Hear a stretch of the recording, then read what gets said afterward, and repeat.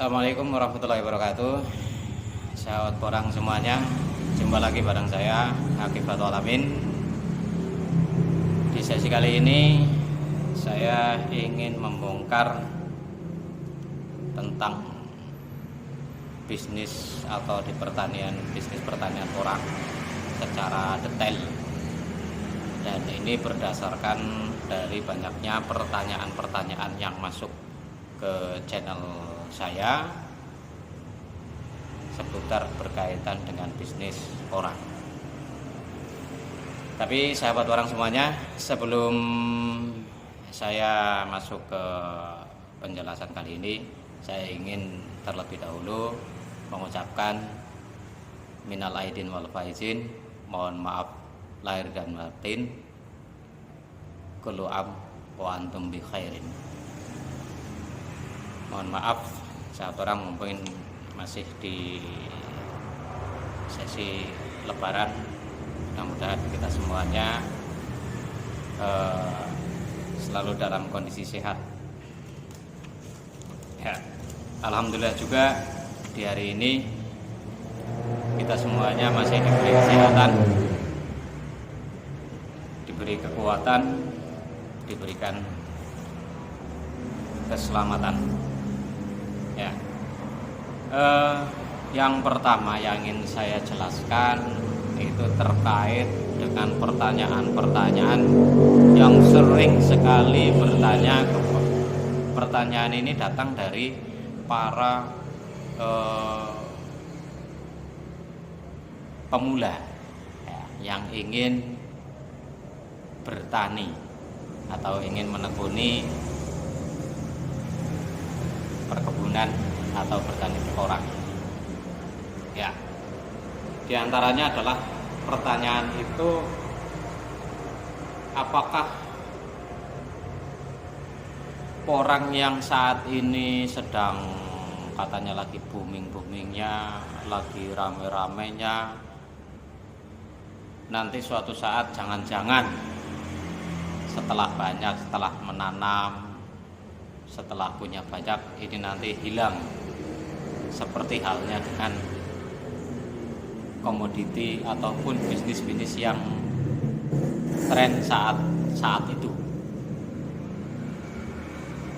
Terus yang kedua, apakah nanti juga harganya tidak akan jatuh setelah banyak barang, setelah banyak orang yang berkecimpung menggeluti porang ya.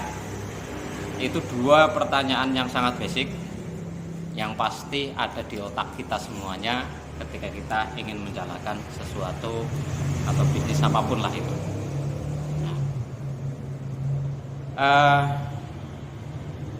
Pertanyaan ini mungkin akan bisa terjawab bagi yang memang sudah pernah atau yang biasa menganalisa suatu bisnis, kesempatan berbisnis.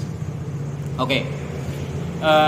Yang pertama tadi di daerah saya sendiri di Kebumen, itu dulu pernah ada namanya bisnis gelombang cinta ya, tanaman bunga yang gelombang cinta yang harganya luar biasa ya, 10 juta lebih, 20 juta dan lain sebagainya.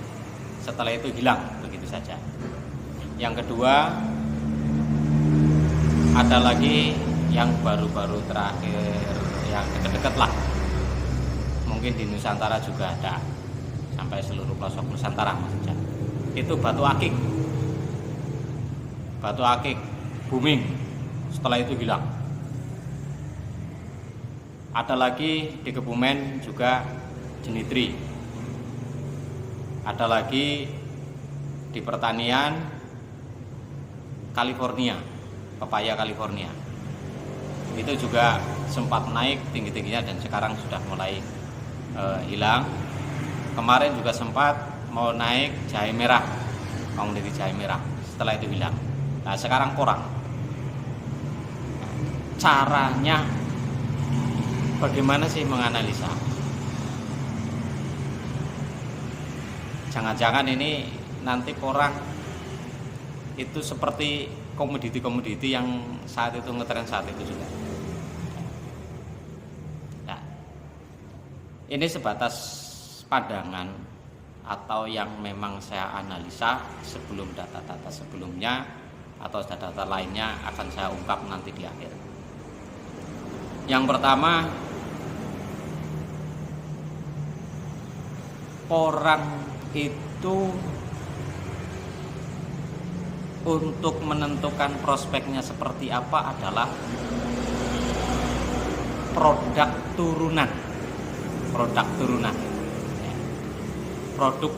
dari orang itu seperti apa. Kita coba pepaya California. Berapa produk turunan yang bisa dihasilkan dari pepaya? Itu analisa yang sangat real. Silahkan dibuktikan apa sih pepaya California, produk turunannya apa, berapa, silahkan dikaji.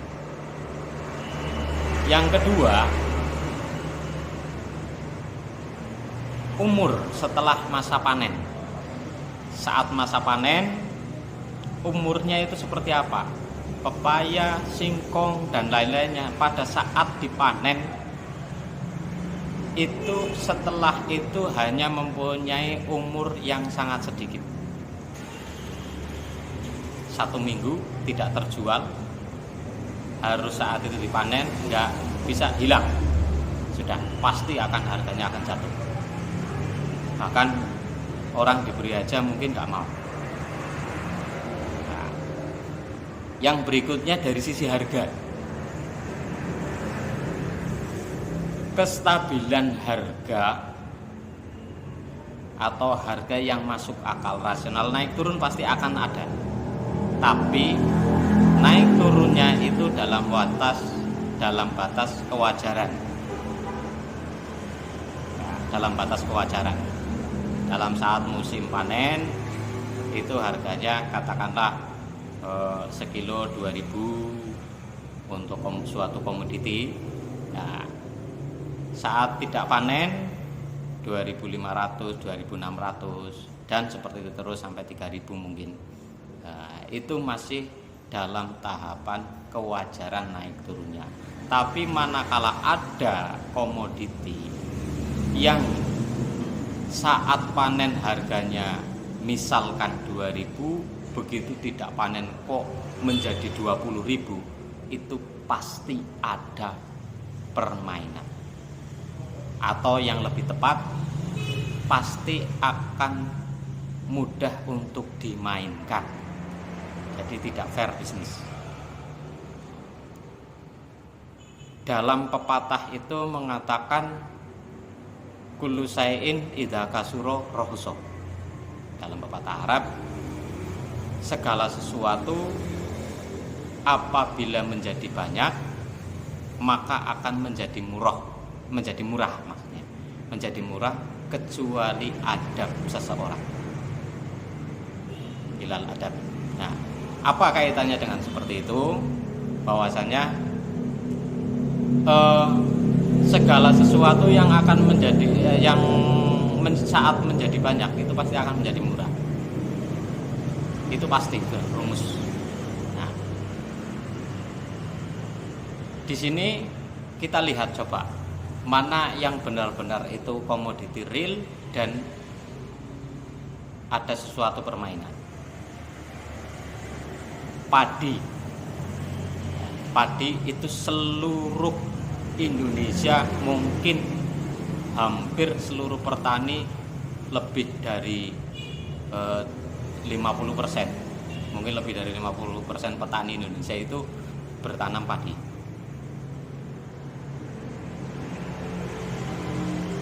Semuanya dari dulu tahun berapa sampai sekarang padi tetap, dan harganya hanya stabil seperti itu saja. Saat panen kisaran gabah 4.100, 4.200 dan sebelumnya, dan kalau nanti di saat tidak musim panen itu akan menjadi 4.500, 4.600, mungkin paling tinggi di angka 5.000, itu pun jarang ya, karena kondisinya. Di situ kenaikan dan penurunan harga kisaran seperti itu masih dalam kategori wajar, maka tidak ada permainan dari padi, susah untuk dipermainkan, kecuali masalah yang lain lah, sudah politik impor, itu sudah berbeda lagi. Nah, semua orang menanam padi di Kebumen, hampir lebih dari 80% pertanian adalah pertanian di padi. Tapi kenapa harganya tidak anjlok atau dari dulu sampai sekarang itu tetap dibutuhkan? Karena produk turunan dari padi itu sangat banyak, yang buat dikonsumsi langsung lah, untuk lontong dan lain-lain. Sebelum itu nanti setelah itu nanti mungkin ada jenis yang dari produk turunan dari tepungnya ya, jajanan pasar dan lainnya, hampir semuanya merujuk kepada kebutuhan tepung padi. Dia akan stabil terus dan juga merupakan makanan pokok. Itu jadi dua. Yang pertama manfaat atau produk turunannya, yang kedua adalah sebagai komoditas makanan pokok. Itu akan tetap bertahan lama. Ya. Berkaitan dengan porang apa? Porang itu kalau untuk di daerah atau di negara Jepang itu adalah untuk pembuatan makanan yang sangat terkenal, itu saritake atau koncak, atau mungkin lebih tepatnya itu mie putih lah kalau di sini. Nah, di sana itu makanan tersebut hampir sama dengan di Indonesia mie instan, atau di jajanan pasar itu adalah mie ayam, bakso. Dari saya kecil sampai sekarang, mie ayam dan bakso tetap menjadi salah satu makanan jajanan pasar yang favorit. Itu diantaranya. Jadi sebatas gambaran. Nah, porang, produk keturunan dari porang, Anda boleh tahu kelebihan dari porang itu diantaranya adalah ketahanannya, penyimpanannya dibandingkan dengan pepaya, dibandingkan dengan padi saat tidak dipanen, saat masa panen kok tidak dipanen, maka kehilangan kita. Tapi porang tidak. Saat harusnya dipanen, didiamkan saja, tidak diambil dari tanah, itu tidak akan busuk, dan dia akan tumbuh untuk di musim penghujan berikutnya.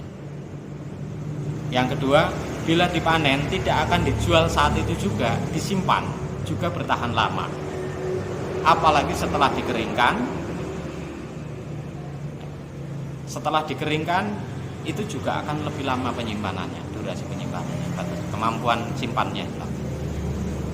Lebih-lebih lagi ketika sudah dibuat tepung, akan lebih lama. Jadi keunggulan salah satu dari porang diantaranya adalah di ketahanan produk itu. Nah, baik, selain dari ketahanannya, diantaranya adalah manfaat atau produk turunannya itu luar biasa. Yang sekarang kenapa masih diunggulkan untuk diekspor? Karena harga di sana itu lebih tinggi, dan yang perlu diketahui sahabat porang semuanya, yaitu karena porang ini baru 3 negara tujuan ekspor. Yang pertama adalah Jepang, yang kedua Taiwan, yang ketiga baru masuk itu adalah China. China aja baru masuk kemarin sebelum ada COVID. Setelah COVID, jadi bahasanya baru berapa persen lah. Sudah mau banyak masuk ke sana, tapi ternyata kekat. kena wabah COVID-19. Nah, ini artinya peluang yang sangat besar, yang sangat bagus. Di Jepang juga kebutuhannya belum tercukupi, belum maksimal. Taiwan, China, apalagi nanti saat negara-negara Eropa, Uni Emirat Arab itu semuanya membuka pasar di sana, itu dibuka kebutuhan-kebutuhan tentang produk-produk turunan dari porang tersebut. Nah, baik produk jadi yang siap saji seperti mie putih dan lain-lainnya, itu banyak sekali yang bisa memungkinkan untuk masuk ke sana karena di sana belum dibuka. Yang kedua, masalah harga. Nanti jangan-jangan setelah banyak harganya akan menjadi murah atau apa. Setahu saya itu untuk porang tidak akan pernah lebih dari harga lebih tinggi dari 12.000 per kilo untuk porang produk. Kalau untuk katak beda. Nah, ini yang harga terendah itu memang pernah atau ada angka 6.000. Kenapa menjadi 6.000? Itu hampir 50%. Nah, sebenarnya bukan karena banyaknya kebutuhan atau banyaknya orang yang berlimpah, bukan, tetapi karena kesalahan dalam memanen. Yang seharusnya belum musim panen, karena masih banyak curah hujannya, sehingga porang itu kadar airnya tinggi. Ya, kadar airnya tinggi itu sudah buru-buru dipanen. Dampaknya kepada apa? Ketika dibuat dikeringkan, yang biasanya katakan 10 kilo dikeringkan menjadi 6,5-7 kilo, tapi ketika di musim yang seperti panen, karena kadarnya jadi 10 kilo dikeringkan hanya mendapatkan 4 kilo. Secara otomatis semua tidak mau rugi. Pengepul itu tidak mau rugi. Akhirnya dia karena kualitasnya yang jelek, kadar airnya masih tinggi, akhirnya ya mau sekian, karena juga tidak mau rugi. Itu pertama. Yang kedua, faktor dari transportasi. Penanaman yang katakanlah di dalam. Ketika harus pengangkutannya itu membutuhkan jarak dan waktu yang tinggi, itu juga berpengaruh kepada perhitungan harga. Oke, itu diantaranya tentang masalah porang, dan besok di sesi lain akan saya buka apa sih porang ini untuk kebutuhan pasar lokal Indonesia saja. Tidak usah Indonesia lah, di Kebumen saja apa, seperti apa. Di tempat kota Anda juga apa sih yang bisa dipotensikan dari porang ini. Gitu, sahabat porang. Anda masih pertanyaan tentang masalah bibit porang, itu bagaimana cara menyiapkannya, cara menghitung dan lain-lain sebagainya. Di sesi-sesi berikutnya akan saya bongkar semuanya untuk berbagi kepada sahabat orang semuanya. Mudah-mudahan, karena ini adalah potensi yang luar biasa untuk ketahanan pangan, untuk kemandirian, untuk meningkatkan para petani-petani. Ingat, setelah COVID, manfaat dari COVID adalah memberikan kesempatan revolusi ekonomi. Siapapun bisa berubah. Siapapun bisa berubah. Dan perubahan sama-sama mulai dari nol. Bagi yang mau. Oke, terima kasih. Saya Akibatul Alamin dari Kebumen. Assalamualaikum warahmatullahi wabarakatuh.